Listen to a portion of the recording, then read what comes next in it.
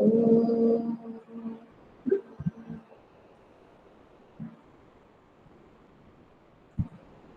ओम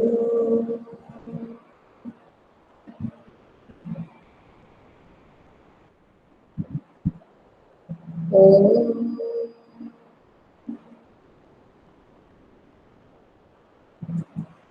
साई राम।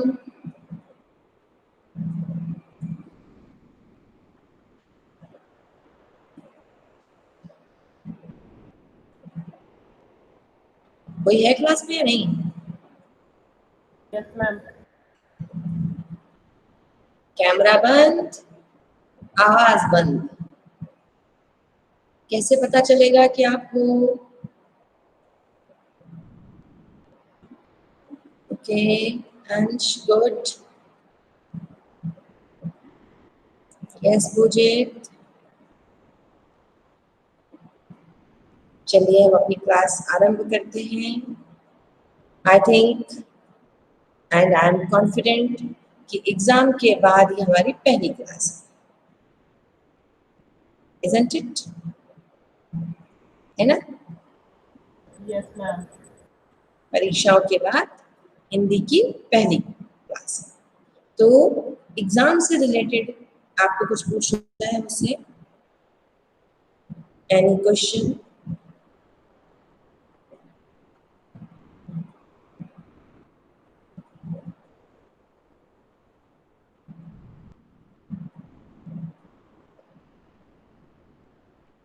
किसी को कोई सवाल नहीं पूछना?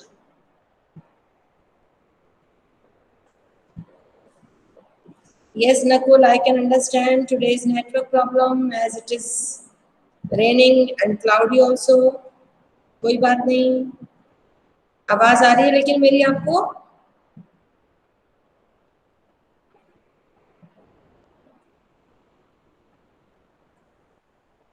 यस। क्या जो आपने चैट बॉक्स में लिखा है क्या आप बोल नहीं सकते? मुझे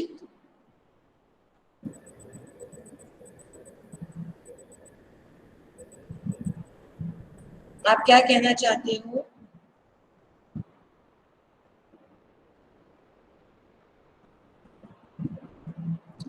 अच्छा चलो,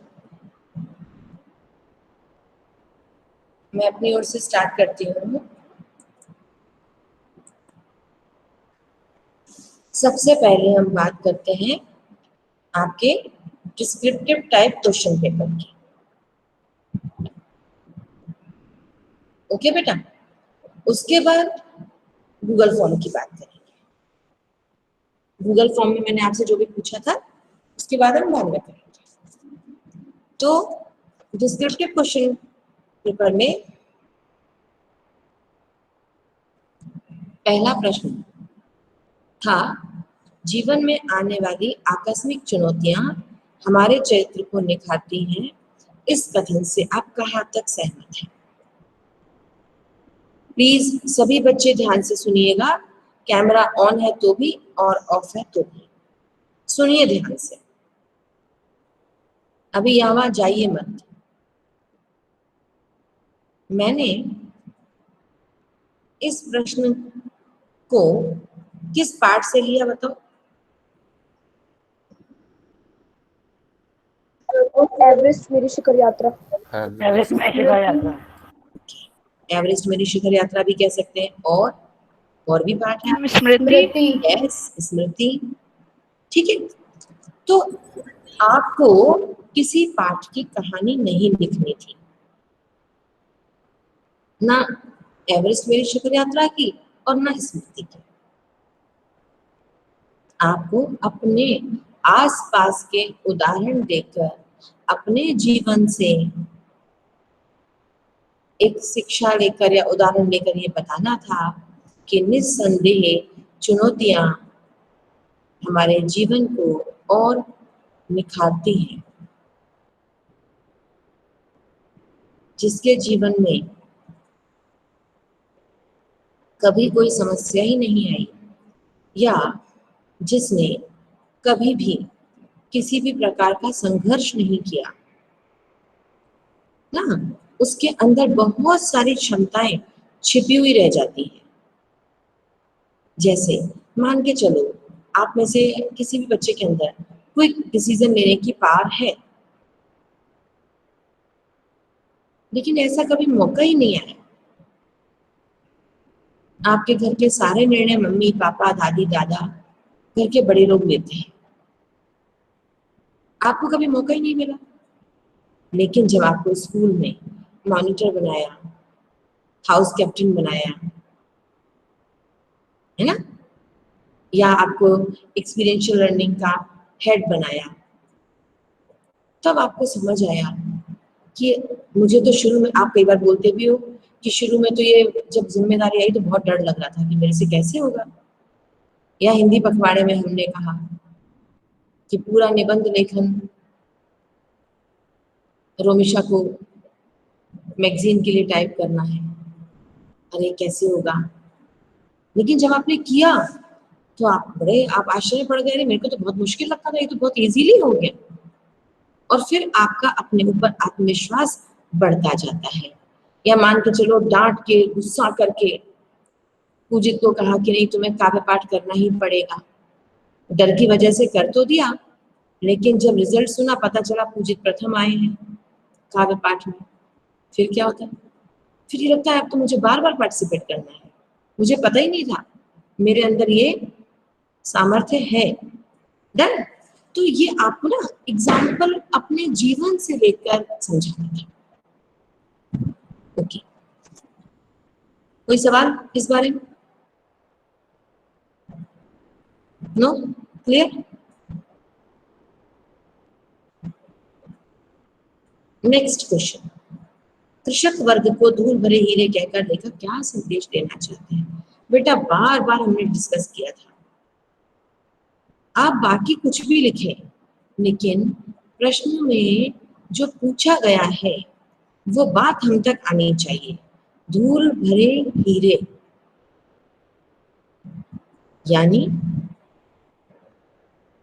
वो गुमनाम है, उन्हें बहुत पहचान नहीं मिलती, हम उन्हें उपेक्षा की दृष्टि से देखते हैं, उनका जीवन मिट्टी में सादगी में ऐसे ही निकल जाता है। ये तो है, वो हमारे लिए मेहनत करते हैं, हमारे लिए अनाज उत्पन्न करते हैं, हमारे लिए अत्यंत महत्वपूर्ण है, ये भी है।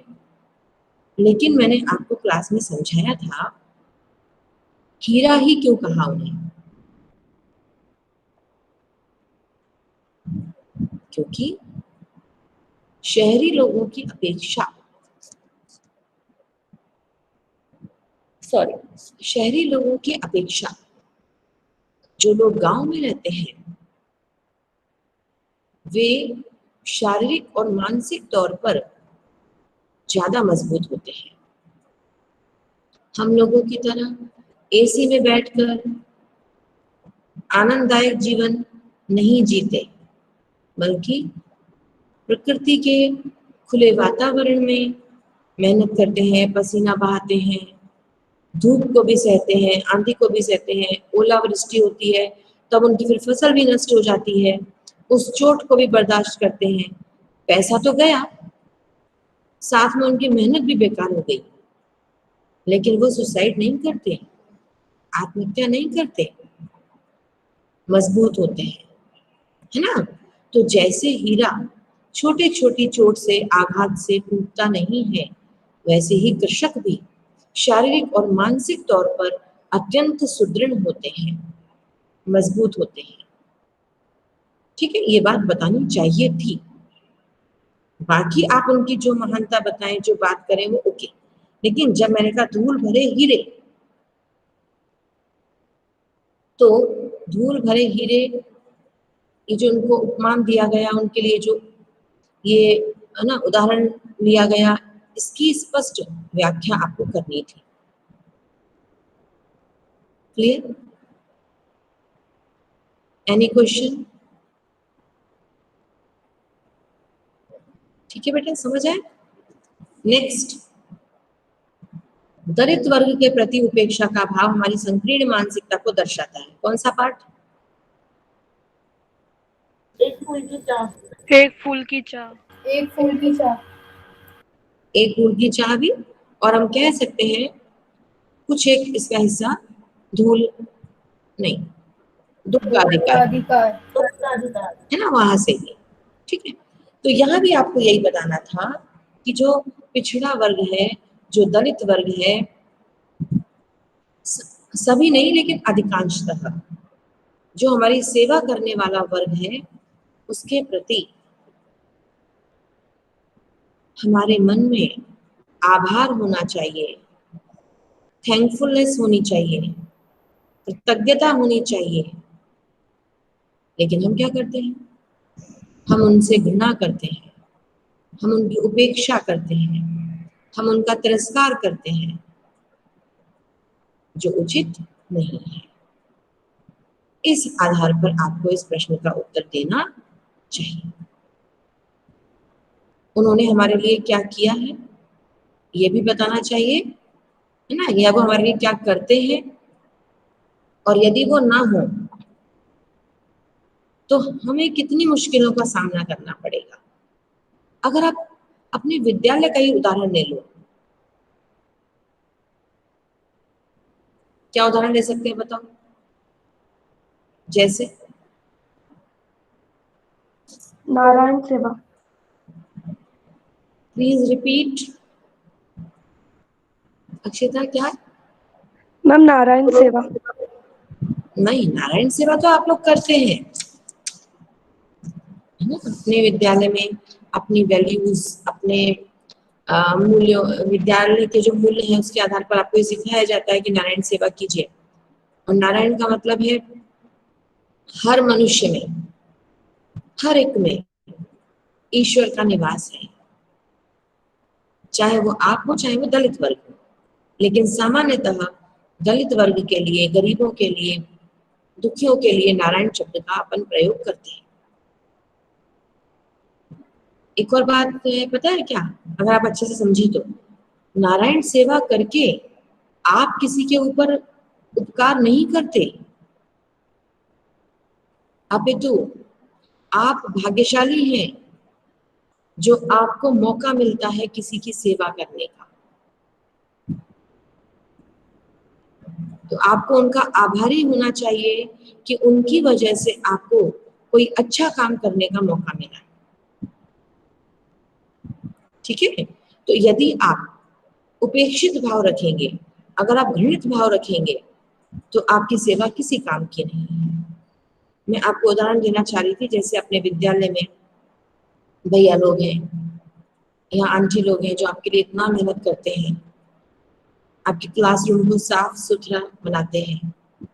आप जब लंच ब्रेक में यहाँ वहाँ खाना गिरा देते हो, अपना झूठा थोड़ा बहुत, है ना, आप जब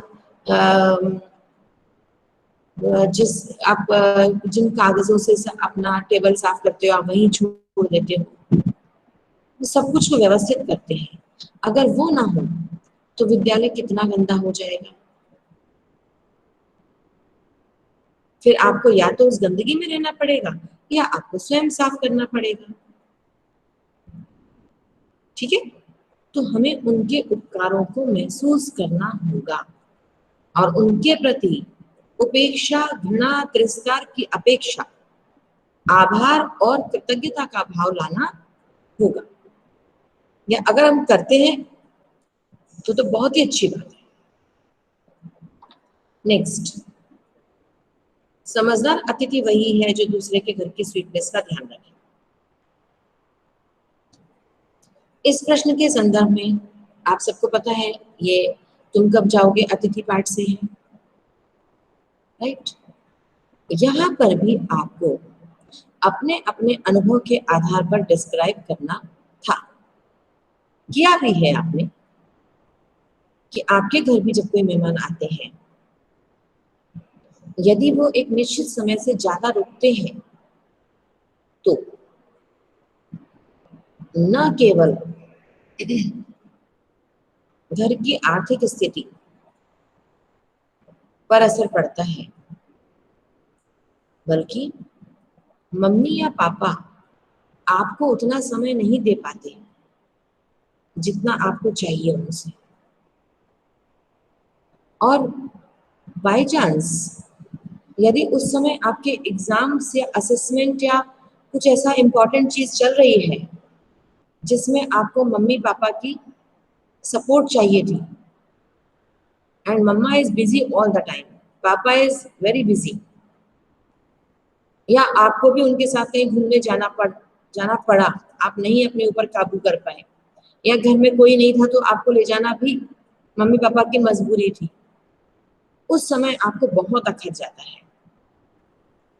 और यदि उस असाइनमेंट के, उस प्रोजेक्ट के नंबर मिलने हों तब तो और भी अखर जाता है, क्योंकि आपको मजबूरी में अपना समय उधर, और एक और बात ये भी है, आपको घर में काम करना पड़ता है, मम्मी की मदद करनी पड़ती है, आपको न चाहते हुए भी करना पड़ता है। तो जब आपका एकेडमिक लॉस होता है तो फिर आपको अच्छा नहीं लगता। तो अतिथि वही है जो दूसरे के घर की सुख, शांति, आर्थिक स्थिति, हर बात का ख्याल रखे। आप में से बहुत बच्चों ने बहुत अच्छा लिखा है ना। अनावश्यक ना हम किसी के यहाँ रुके, ना कोई हमारे यहाँ रुके, अनावश्यक। और समर वैकेशन में नानी क्या जाते हैं, दादी क्या जाते हैं, तो वो आप अतिथि नहीं है, ये भी याद रखिएगा। कभी आप ये सोच रहे मम्मी से लड़ने लगे, मम्मी वापस चलो, मैम ने ऐसा पढ़ाया है, समर वैकेशन में हमें 5 दिन से ज्यादा नहीं रुकना चाहिए, तो आपकी नानी का घर, आपकी दादी का घर, वो आपका घर है, वहां आप अतिथि नहीं है, ठीक है। वो तो आपके अपने स्वजन हैं, अपने लोग हैं। तो ये आप सब समझदार हैं कि कहाँ आप अतिथि हैं, कौन आपके यहाँ अतिथि हैं, ये सब आप अच्छे से समझते हैं, ठीक है। Okay, next is online classes की चुनौतियां विषय पर शिक्षक और विद्यार्थी के मध्य संवाद लिखिए। आप में से ना कुछ बच्चों ने संवाद नहीं लिखा, अनुच्छेद लिख दिया, उनको 0 मिला। उन्होंने ऐसे लिख दिया कि ऑनलाइन क्लासेस तो बहुत अच्छी है, ऐसा हो रहा है, वैसा हो रहा है। आपको संवाद लिखना था बेटा। संवाद लेखन अर्थात दो लोगों के मध्य बातचीत। अगर आपने उसे अनुच्छेद या निबंध के रूप में लिख दिया तो आपने भले कितना ही अच्छा लिखा होगा, लेकिन वो संवाद लेखन है ही नहीं, ठीक है। तो ध्यान रखिएगा, ये आपने गड़बड़ किया। नेक्स्ट, पर्यावरण और हम, इस विषय पर आपको अनुच्छेद लिखना था। तो जैसा भी आपने लिखा है, जो भी आपने लिखा है, सब स्वीकार है, कोई दिक्कत नहीं। यहां तक मैंने आपको ये बता दिया कि आपको क्या लिखना था। अब आपका कोई सवाल है तो आप मुझसे पूछिए।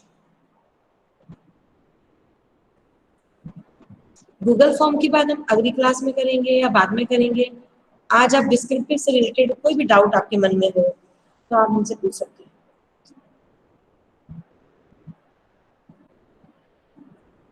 कोई क्वेश्चन नहीं?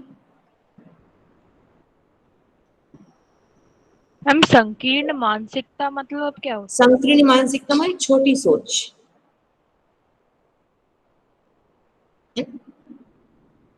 हम पुराने, जैसे आपने पढ़ा ना, एक फूल की चाह में क्या था, बड़े भाई जो लोग बड़े बड़े अपने आप को बड़े पंडित कह रहे हैं, बड़े साफ सुथरे, बड़े ऊंचे वर्ग का कह रहे हैं, लेकिन कितनी छोटी सोच है कि एक दलित वर्ग के व्यक्ति को हम एक, है ना, भगवान के दर्शन की अनुमति नहीं देते,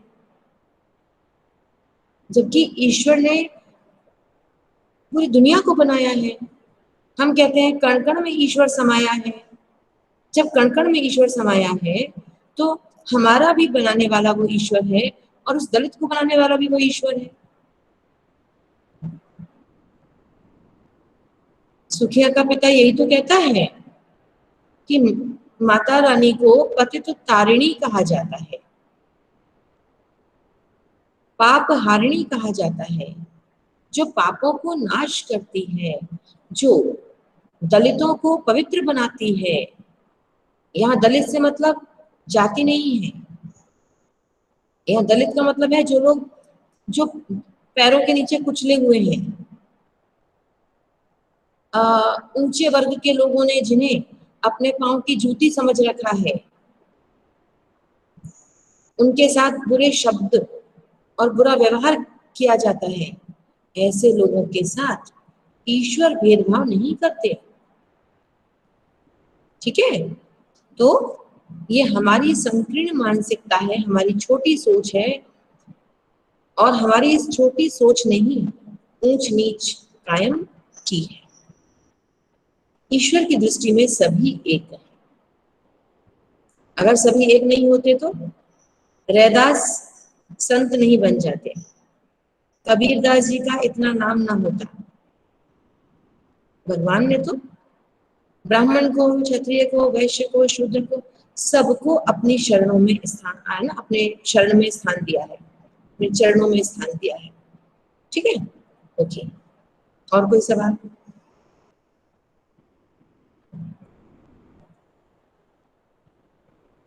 डन, ठीक है। अब मुझे आपसे एक और बात करनी थी।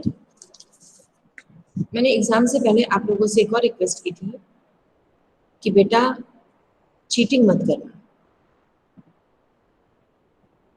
जैसा आता है वैसा लिखना। कहा था ना, आप जैसा भी लिखोगे मुझे स्वीकार होगा, लेकिन आपने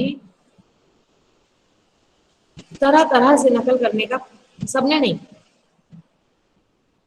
सभी ने नहीं, आप लोगों ने बहुत अच्छा किया है, अधिकांश बच्चों ने बहुत अच्छा लिखा है, आई एम वेरी हैप्पी। लेकिन मैं उनकी बात कर रही हूँ जिनको मेरी बात समझ आ रही है।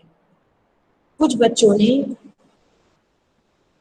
एक दूसरे की मदद से करने का प्रयास किया, कुछ बच्चों ने किताब में से किताब की भाषा लिखने का प्रयास किया। किताब में से तो मैंने कुछ पूछा ही नहीं है ना, डायरेक्ट क्वेश्चन तो कोई भी था ही नहीं। तो बेटा नकल करने के लिए भी अकल चाहिए होती है। हमें तुरंत पकड़ में आ जाता है कहाँ पर किताब आपने खोल के लिख लिया। और एक और बहुत अच्छी बात, बहुत बड़ी बात, जो अच्छी बात है वो तो ठीक है, जो सही बात है वो तो ठीक है, गलत बात, जो बात गलत है वो चार बच्चे एक सी कैसे लिख सकते हैं? चार बच्चे सेम टू सेम, बिना बिंदी की भी गलती किए सेम टू सेम गलती कैसे कर सकते हैं? अभी मैंने जो बोला, यदि मैं आपसे कहूं कि पूजित, रोमित शाह, दामिनी और पुष्कर रिपीट करें, अभी तुरंत में आप चारों के बोलने में अंतर आएगा, क्योंकि पढ़ाने वाला तो एक ही था, लेकिन पढ़ने वालों की विचार शैली और भाषा शैली से अंतर हो जाएगा। लिखने में अंतर कब नहीं होगा? जब हम कॉपी पेस्ट करेंगे। आपने एक दूसरे के प्रति समर्पण, एक दूसरे के प्रति सहयोग का उदाहरण प्रस्तुत किया, चाहे व्हाट्सएप पे, चाहे कैसे भी एक दूसरे की मदद करने का प्रयास किया, लेकिन वो मदद किसी काम की नहीं रही, क्योंकि चैप्टर में से तो कुछ पूछा ही नहीं गया था। ठीक है, और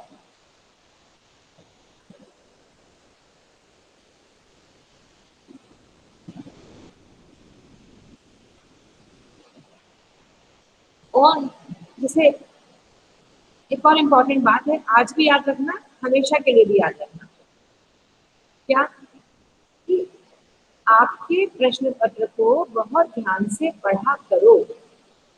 आपके प्रश्न पत्र में लिखा है ऑनलाइन क्लासेस, या जो भी लिखा है, ऑनलाइन कैसे लिखा है वहां से देखकर लिखो।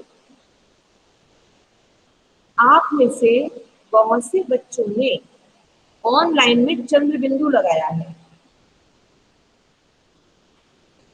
ऑनलाइन में अकेला चंद्र आएगा या चंद्र बिंदु आएगा? मैम अकेला चंद्र। अकेला चंद्र आएगा। अकेला चंद्र। आप ही की क्लास में मैंने पढ़ाया है अनुनासिक और अनुस्वार, पढ़ाया है। Yes ma'am. तो जो चंद्र बिंदु है ये हिंदी की मात्रा है या अंग्रेजी की?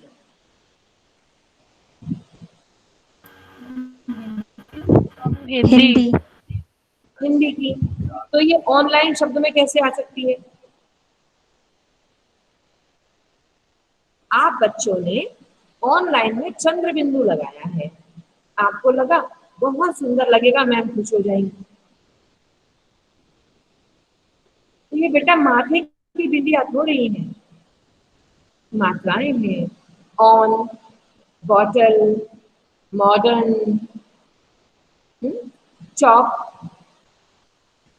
अब आप अगर चौक को चाक लिखोगे चंद्र बिंदु लगा के, डॉक्टर को डॉक्टर लिखोगे, हम तो बोलने नहीं आ रहा कैसे बोलेंगे उसको, फिर क्या क्या कर रहे हो आप लोग? आप लोग हिंदी के जैसे हिंदी के शब्द हैं उनमें आप चंद्र बिंदु लगा रहे हो अंग्रेजी के शब्दों में, और हिंदी के शब्दों में अकेला चंद्र लगा रहे हो।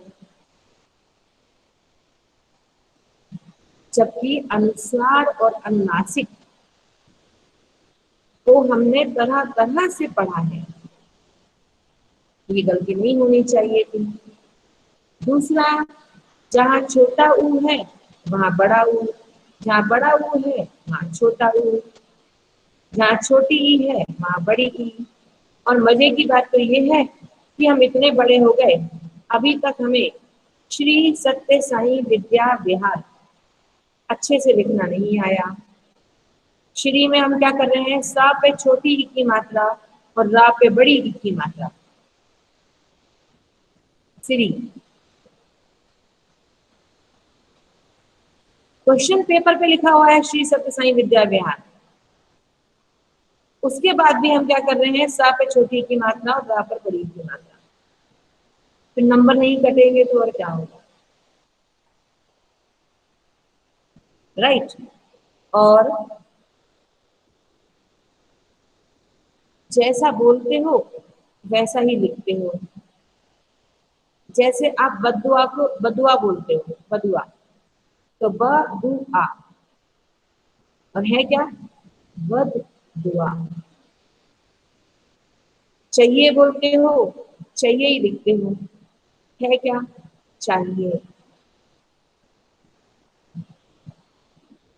एग्जाम्पल दे रही हूँ आपको, उदाहरण दे रही हूँ। तो कोशिश करें सही बोलें, सही लिखें, सही ना भी बोलें तो भी सही लिखें। ओके। अब एक प्रश्न है आपकी ओर से, नंबर कब पता चलेंगे, नंबर कब बताए जाएंगे? उसके लिए अगली क्लास में हम आपको नंबर बताना। कॉपी चेक हो गई है आपकी, कंप्लीटली चेक हो गई है, लेकिन हमने आज क्यों नहीं बताए? क्योंकि आज हमें आपको एक काम देना है, और वो काम ये है कि अब मैंने आपको ये बता दिया कि किस प्रश्न का उत्तर क्या होना चाहिए था। सभी बच्चे जिनका कैमरा बंद है, माइक बंद है, जो कहीं अगर घूमने भी गए हो तो वापस आ जाए, मेरी पुकार सुन के अलर्ट होकर बैठ जाएं, क्योंकि अब मैं आपको कुछ काम देने वाली हूँ। नंबर उन्हीं को बताए जाएंगे जो मेरे द्वारा दिए गए काम को पूरा करेंगे अगली क्लास में। जब तक आपका काम पूरा नहीं होगा मैं आपको नंबर नहीं बताऊंगी। काम ये है, इस बार एक बहुत मजेदार बात हुई है, वो ये कि आप लोगों की answer sheet, original answer sheet हम टीचर्स के पास नहीं आई है। मेन कॉपी तो आप ही के पास है, हमारे पास तो उसकी छाया प्रति आई है। उसकी फोटोकॉपी पिक लेकर पीडीएफ में कन्वर्ट करके आया है। मेन कॉपी किसके पास है? किसके पास है? आपके पास मैम हमारे पास। है ना। अब दामिनी को या पुष्कर को या रोमिशा को या पूजित को या नव्या को या नकुल को अपनी कॉपी स्वयं चेक करनी है, स्वयं को नंबर देने हैं। लेकिन पुष्कर, ये सोचकर कॉपी चेक मत कीजिएगा कि आप अपनी कॉपी चेक कर रहे हो, क्योंकि अगर आप ये सोचोगे कि मैं अपनी कॉपी चेक कर रहा हूं तो आप में कोई कमी निकलेगी ही नहीं, क्योंकि हमें अपनी कमियां नहीं दिखती, दूसरे की दिखती हैं। आपको अपनी कॉपी ये सोचकर चेक करनी है कि आप अपने प्रिय विद्यार्थी पुष्कर की कॉपी चेक कर रहे हैं, जिसे आप बहुत अच्छा बनाना चाहते हैं। आपने उसे बहुत बार समझाया कि बेटा ये गलती नहीं किया कर, और फिर भी उसने कर दी। तो अब कैसे उसको सुधारें, उसको कितने नंबर दें, कहाँ नंबर दें, कहाँ नंबर काटें, कहाँ उसकी तारीफ करें। तारीफ तारीफ भी है, केवल बुराई नहीं है। अगर आपने ऐसा किया है कि अरे वाह पुष्कर वेल डन, 5 में से 5 बनते हैं तुम्हारे, दे दीजिए। जबरदस्ती के नंबर नहीं काटने हैं। अगर आप अपना लिखा पढ़कर आनंदित हो जाते हैं, मैम ने जो बताया था सारी बातें फॉलो हो रही है, और बल्कि मैम ने जो कहा उससे भी अच्छा लिखा है, वाह पूजित वेल डन, 100% मार्क्स, अपने आप से ऐसा कहिए, दे दीजिए।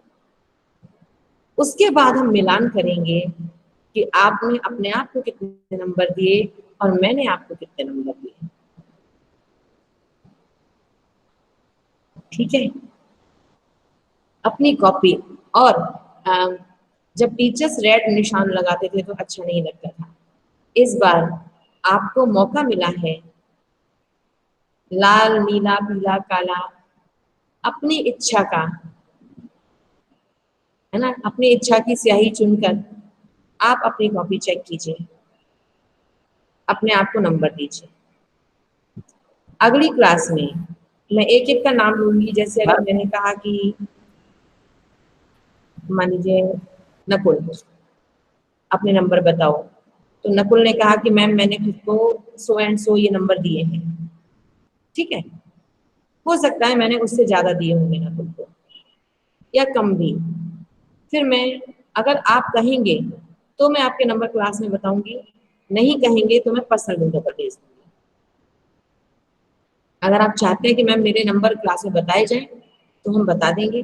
आप चाहते हैं मैम मत बताइए क्लास में, नहीं बताएंगे। आपकी पर्सनल विंडो पर आपकी कमियां बता देंगे और आपके नंबर बता देंगे। सामूहिक तौर पर आपकी प्रशंसा कर देंगे, आपकी अच्छी बातें बता देंगे। मैम यस,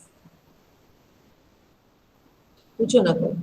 मैम सबका रिजल्ट अच्छा गया है कि मैम थोड़ा हाँ, मैम बेकार अच्छा है? किया, नहीं आप लोगों ने अच्छा किया, निस्संदेह अच्छा किया, इसमें कोई डाउट नहीं। मैंने कहा ना, अच्छे तो आप हैं। इंग्लिश में एक शब्द है ना, गुड। गुड की सेकंड डिग्री क्या है, कॉम्परेटिव डिग्री क्या है? satisfactory, गुड की सेकंड डिग्री ऑफ एडजेक्टिव होती है ना, बेटर। बेटर, और उसके बाद थर्ड क्या है, सुपरलेटिव क्या है? Best, best. बेस्ट। मेरी अभिलाषा है कि मेरे सारे बच्चे अच्छे नहीं हो, वो बेस्ट वाली कैटेगरी में हो, सर्वोत्तम, उत्तम नहीं हो, सर्वोत्तम हो। ठीक है, इस वजह से तो अभी तो ये है कि आपकी कॉपी आपके पास है, मैम ने भी वो चेक की नहीं है, नंबर मैं आपको आपके बता नहीं रही हूँ, चेक कर लो आप। लेकिन बस एक ही शर्त है, ये समझ के चेक कीजिएगा कि वो आप नहीं हो। आप अपने नंबर मुझे ईमानदारी से बताइएगा, फिर मैंने आपको जो दिए हैं वो तो दिए ही।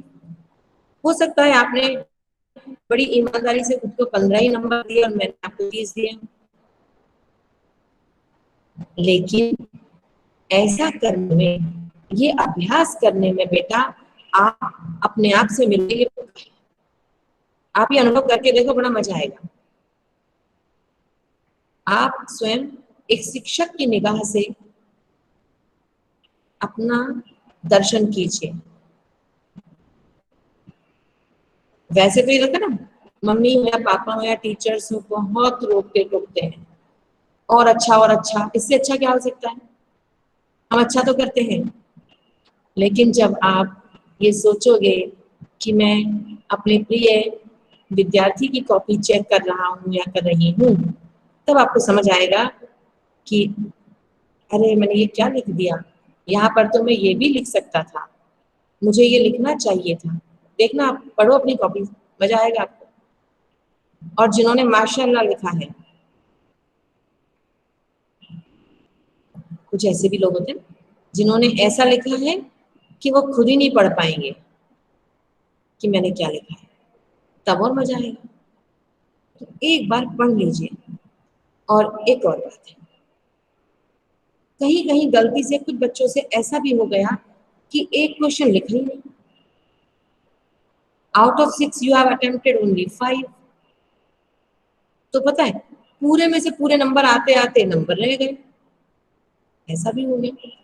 कभी कभी ये हो सकता है जल्दी में देख नहीं पाया, पेपर घर पे रखा रह गया, उस पेपर का आपने पिक ही नहीं लिया, जब भेज दिया फिर अगले दिन मैम को फोन किया, मैम गलती से एक आंसर तो हमने भेजा ही नहीं, नहीं भेजा तो नहीं भेजा,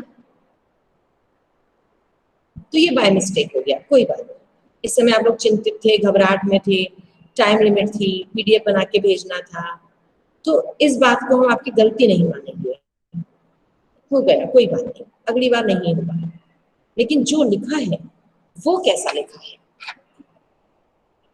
ठीक है।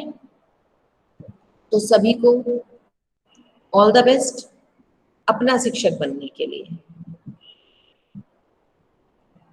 आज की डेट में चेक कर लेना, क्योंकि अगली क्लास में आपको सबको मुझे अपने अपने नंबर बताने हैं, चाहे 2 दिन लग जाए चाहे 3 दिन लग जाए। I will take enough time, जिससे हमारा जो अगला एग्जाम होगा ना, उसमें आप सब शानदार तरीके से परफॉर्म कर सकते। तो गूगल फॉर्म का भी डिस्कशन करेंगे हम, और ये भी। अब बस इसमें तो ये तो कंप्लीट मैंने आपको आंसर बताई दिए क्या होना चाहिए। अब सिर्फ आपके नंबर मुझे पूछने हैं और मैंने आपको क्या नंबर दिए वो बताने हैं। सामूहिक तौर पर क्या गलतियां हुई हैं वो बतानी है, और आगे आप कैसे अपने आप को और बेहतर बनाओगे ये बताना है।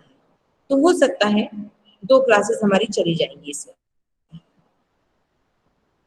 उसके बाद हम अगला पढ़ना शुरू करेंगे। डन?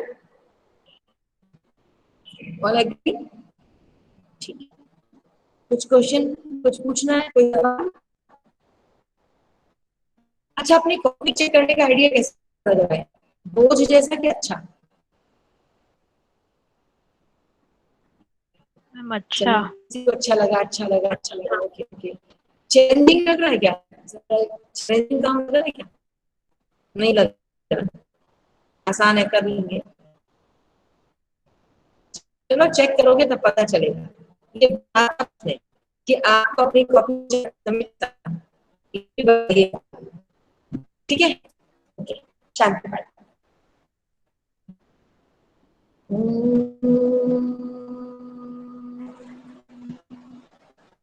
शांति शांति।